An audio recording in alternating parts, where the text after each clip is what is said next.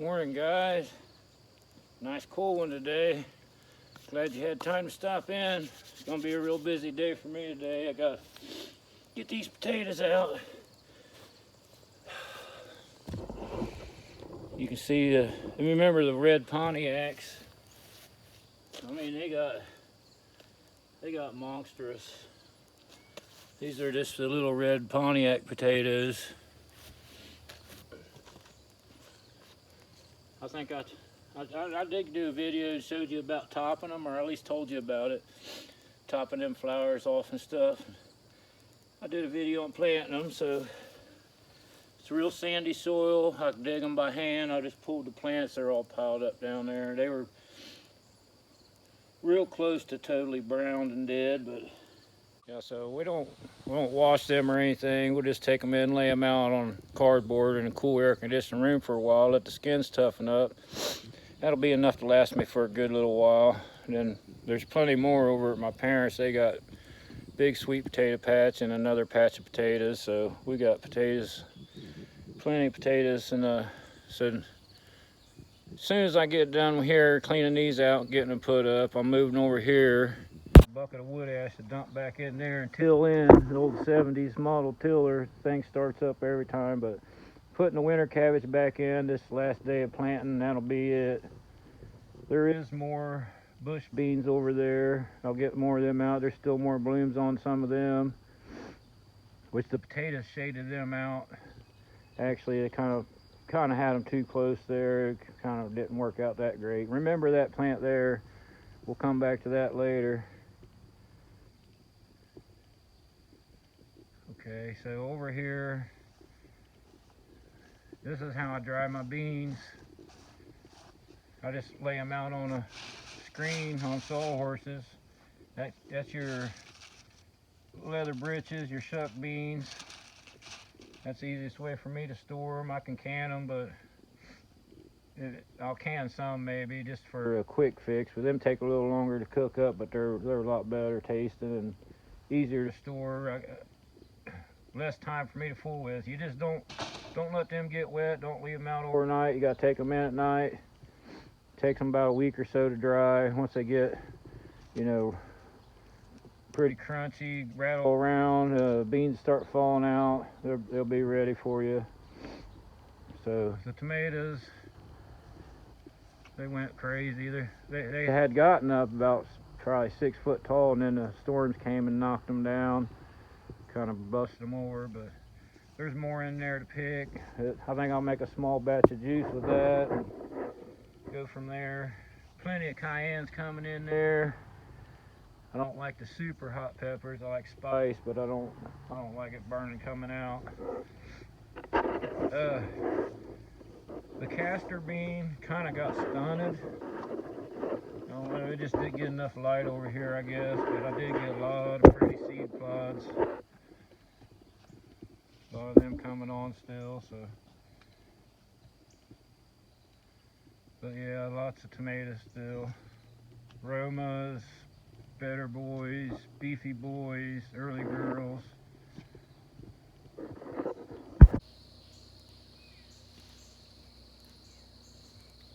Okay, can you kind of see the height on this stuff? These are tobacco, but that corn's all 10 and 12 foot tall. Tobacco's about, I don't know, 7 foot tall.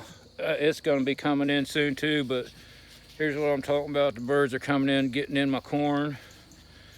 I got the trick to these three sister gardens, I can tell you, you got to plant them long and narrow and plant them from east to west. This is the north facing side. I can go in and out of there. There's nothing really on the ground. This end I had the tobacco, and I'll show you some squash and stuff and beans, but let me open up some of this corn and let you check it out. I'll try to explain more to you about them gardens. Oh, this one's more white.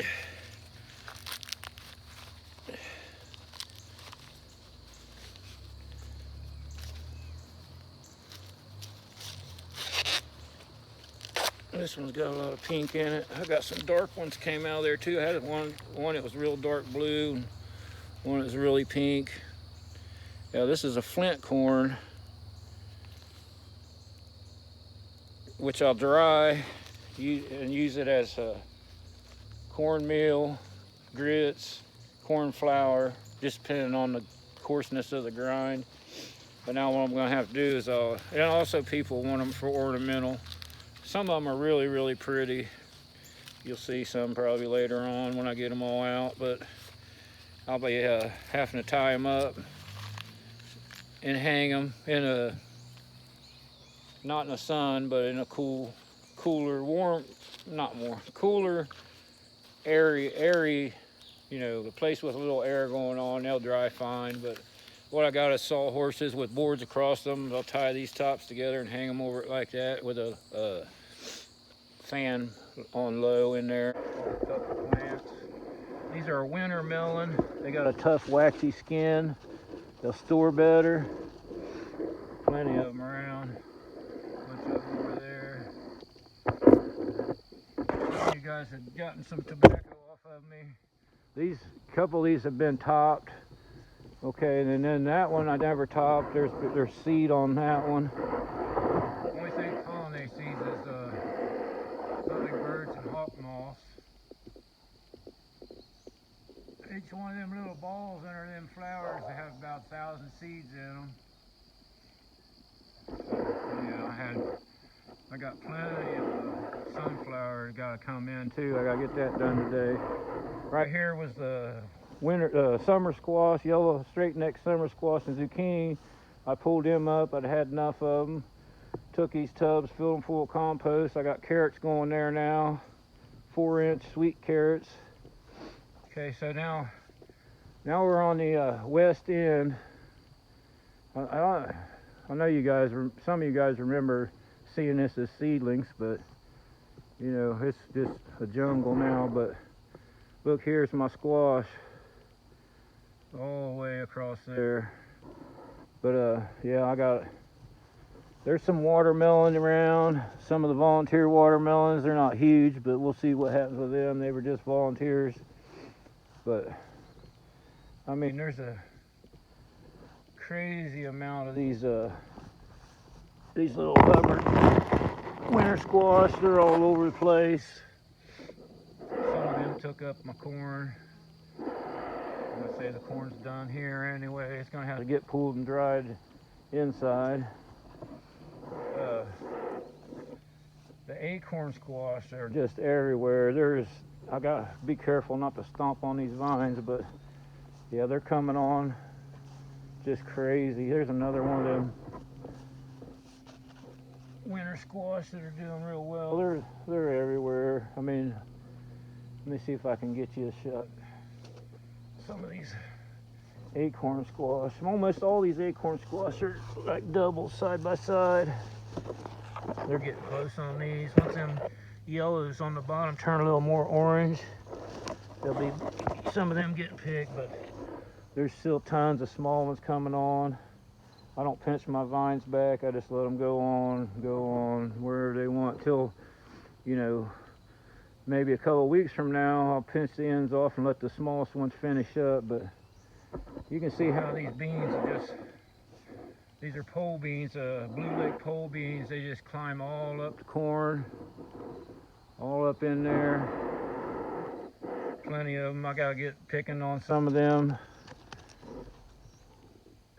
Good beans. I mean, they grow to the top, and that corn's 10, 12 foot tall.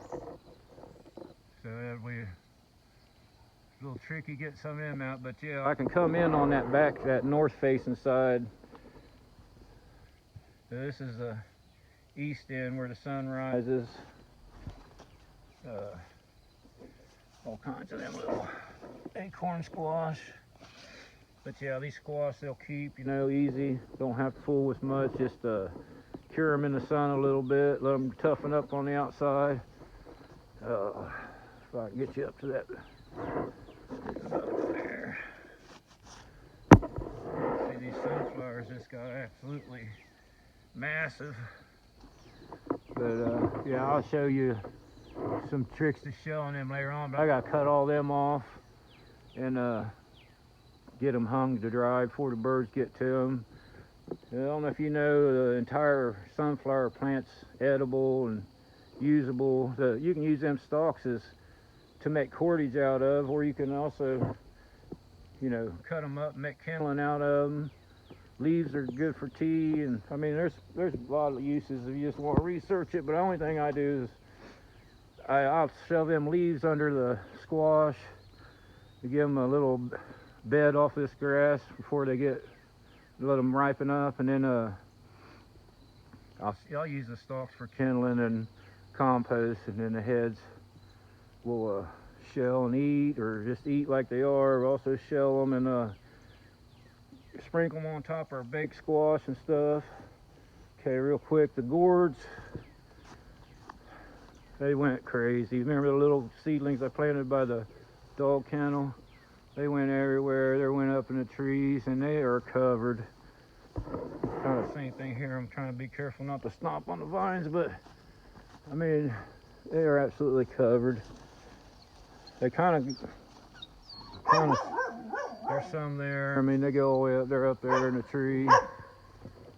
Oh, there's a small one up there. But yeah, they start getting pretty ugly after a while. But yeah, like that corn I have, and these.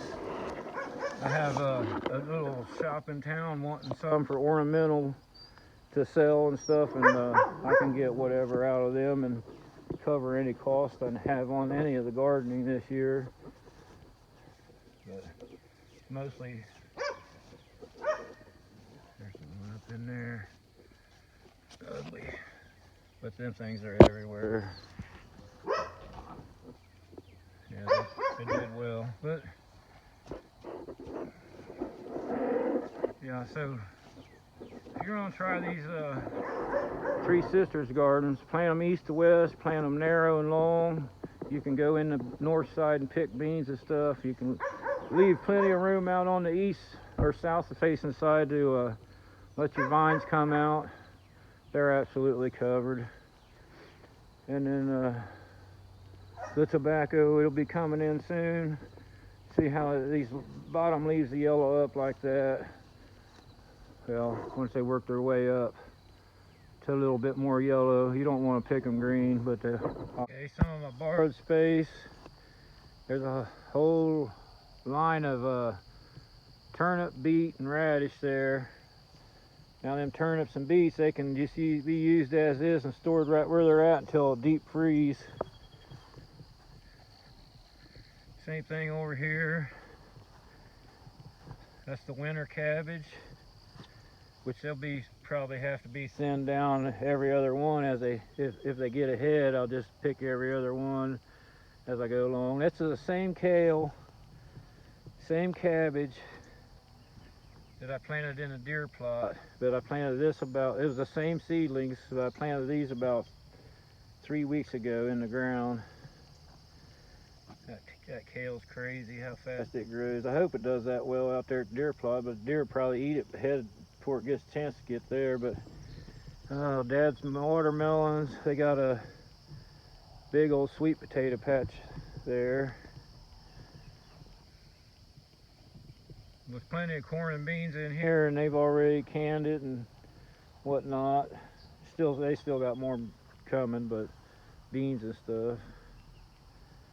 I ran a little irrigation system for these because I thought usually in August is our dog days, but it hasn't been. We've got record rain this year, so I have used this some. I just ran a garden hose, drilled hole, plugged the end of it there, ran it around, down, back up, drilled a hole at every plant, run it up in here in this barrel with a faucet on the end. I'll just fill the barrel from the cistern, gets rainwater run off the roof.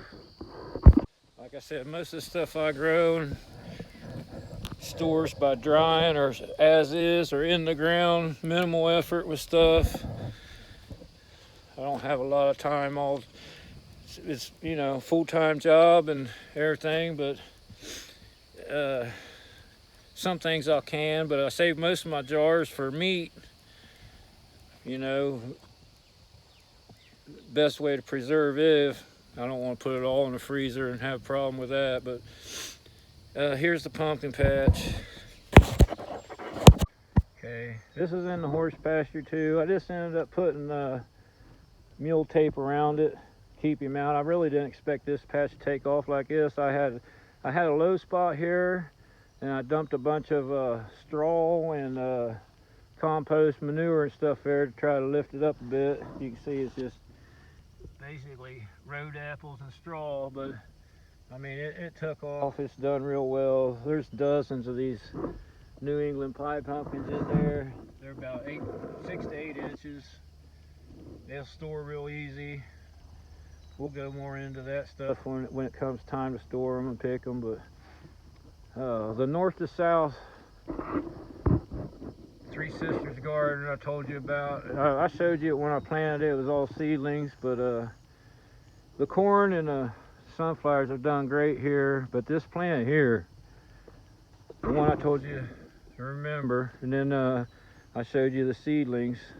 I could tell they were going to be a vine, so I ended up just driving a stake in the ground, and I wrapped fence around it, double stacked it to about 6 foot tall. Can you see there how it's just a stake with some like a 6-inch round piece of wire around them? That's what I've done. There's 2 hills of them there. These things just got massive, so they were guessing moonflower, but no flowering yet. All of these are just like that. It's just vines and vines and vines like crazy, non-stop. The problem is it shaded out everything behind it, and this is the south-facing end, so this kind of messes with your garden when you got it narrow and long. And there's a big tobacco plant, and you got those 2 plants. Those we're guessing moonflower plants, and then these sunflowers really shaded things out on this end, which sunflowers did just great. But I had to trim some of them back. This one here is probably a good 14 foot tall, maybe even higher. It is crazy. A lot of them kind of got up there about 12 foot or so. But yeah, these things really shaded out my beans and squashes I had in there in the corn. So I got plenty of corn. This is glass gem corn. It gets 10, 12 foot tall. It'll get up to 5 ears on some of it. Some might just have 1, and then like this one's 3 weeks behind the other one, so I still got corn that's not even pollinated yet here. And then there's some that are pollinated. But yeah, the beans are kind of a fail here because all that shade. And there is a random pumpkin over here.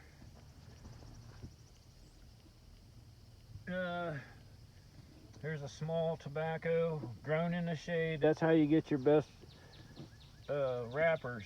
That tobacco wrappers are best. Tobacco grown in the shade gets thinner, and it's a better wrapper. I was looking forward to having a lot of these baby butternuts, but I've only ended up with a couple in there so far. They're still blooming. I'm gonna clean out these sunflowers. They're just, some of them so huge, and they're ready. And I'm gonna get them out and dry them, hang them and dry, keep the birds out of them. Get these leaves and stalks out of the way. That's a lot of what's going on today too. I had a huge plant here. It was given to me, and it turned out it just grew and grew and was nothing but vegetation. Never did fruit or anything, so I took it out. I had squash and zucchini back in there. Took them out, had enough of that. But the fence, I just had it wrapped around these steel posts at first, and I figured he would stay out of it, but he started reaching in there and ripping stuff out. I ended up just sliding PVC pipe over top of these fence posts, tape the fence, Gorilla Tape right to the post. It's just something might help somebody out somewhere along the line, just a little simple trick. Just took a extension cord. We got 1 wire wrapped onto this piece of fence. This fence has got wire in it, but ran it down, put another jumper on this piece, run it across, jumped it right up on the main hot fence. So when I got it on, it's all on. So that's not interfering with them walking around it or anything, but yeah, that's how that turned out. You don't want to plant them north to south. You definitely don't want any shady plants on the south end if you do, but we'll get corn, we'll get plenty of sunflower out of it. There's some nice ones in there. They're just now blooming. See, they face east, and then they'll turn west all day long. Then once they're done and bloomed, they stay facing east. And another one up there, probably 12 foot tall. Early, just freshly bloomed.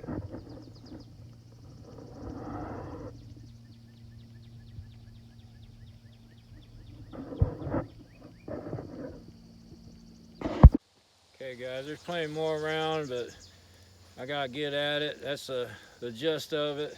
I'm sure you get the idea, and you know, I'm always after what I need, not what I want. But you got any idea on these moonflowers or whatever they are, let me know. And if you got any questions, ask. Appreciate y'all stopping in. Sorry I rushed through everything and kind of scrambled this video, but I just got to get going. It's going to be non-stop today. I got to get so much done, get caught up. You know how it is, non-stop, guys. Y'all take care. Appreciate you stopping in, and y'all have a good one.